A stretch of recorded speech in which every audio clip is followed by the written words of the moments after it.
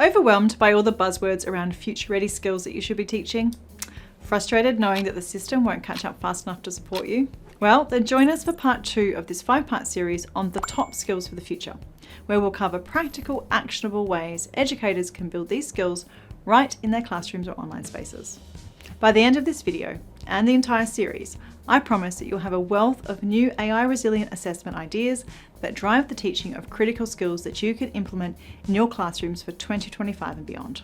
Real change starts with dedicated individuals, because if we wait for the system, we'll be waiting forever.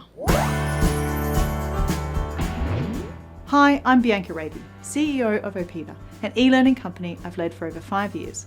Before that, I spent 10 years working in K-12 as a classroom teacher and a leader. And in between, I completed my MBA and started consulting in higher education.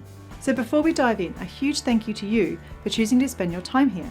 Your attention is truly valuable and we don't take that for granted. If you're enjoying what you see, consider giving this video a like. It's a small gesture and makes a big difference. And if you're already a fan, please go ahead and hit that subscribe to join us as we keep bringing you content that matters. Thanks for being here.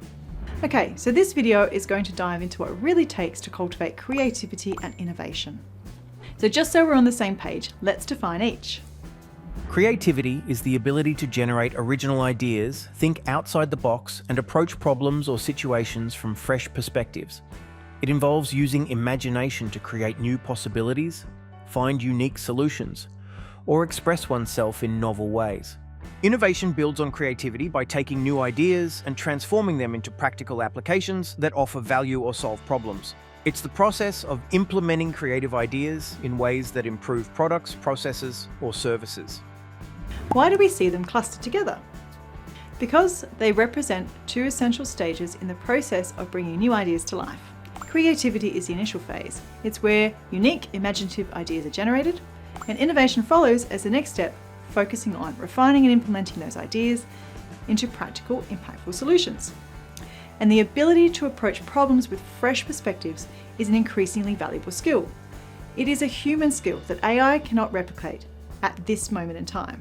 Now, way back in 2006, Sir Ken Robinson famously asked, "Do schools kill kids' creativity?" I would like to think that we learned a lot from this world-famous TED Talk. However, I would imagine many of you are watching this probably feeling a sense of sadness at the lack of creativity in your classrooms. There are many theories as to why, but this video is not for that discussion. Instead, here are some practical ways that you can assess and thus foster more creativity and innovation in your classrooms. So what does it look like to teach? For the sake of this video being bite-sized, to discuss how we teach this, I will work backwards from some possible ways to assess it, the classic backwards design technique. Also, all examples I provide have been designed to be AI resilient, addressing the latest challenges for educators. How to create assessments that are challenging for AI to complete independently while encouraging authentic and critical thinking from students.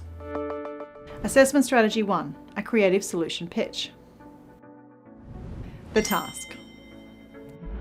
Assign students a problem-solving task, where they must design an original solution to a real problem and pitch it to a panel.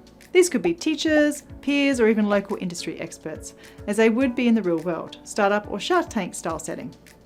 Students must explain their creative process and decision-making. The evaluation. This type of pitch assessment captures not only the final product, but also the student's innovative thinking process, prioritizing creativity and originality over content that can be easily generated. Students receive feedback based on creativity, practicality, and originality. Assessment strategy 2, what-if exercises. The task. Incorporate regular what-if exercises into lessons, where students imagine alternative endings, outcomes, or applications. For example, what if plastic was never invented? This encourages students to creatively problem solve and think beyond conventional boundaries. The evaluation. Evaluate students based on their ability to generate diverse original ideas and think through the implications of their imagined scenarios. Use a rubric that values creativity, how novel or unique the ideas are, logical reasoning, how well they justify the feasibility of each outcome, and depth of exploration, consideration of broader impacts of consequences. Assessment strategy 3, reverse brainstorming for improvement. The task. Instead of brainstorming solutions, students use reverse brainstorming to identify all the potential ways a problem could be made worse. For example, in a lesson on environmental sustainability, students might explore what are all the ways that we could increase pollution in our school. Once they've identified these worsening factors, they could then reverse their thinking to brainstorm creative solutions to counter each issue. The evaluation.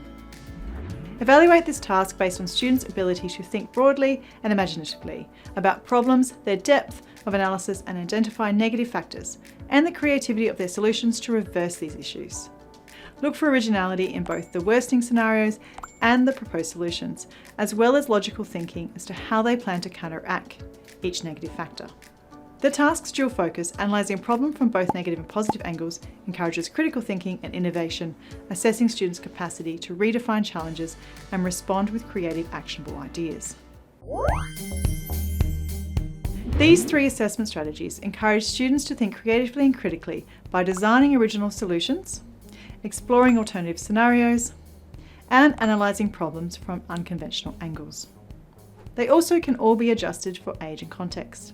So what do you think? Have you already been creating assessments that drive your teaching like this? What successes have you had? Drop a comment below, I'd love to hear from you. For part 3 in this series, click here. And don't forget to click the like and subscribe button if you enjoyed this video. And until next time, stay awesome.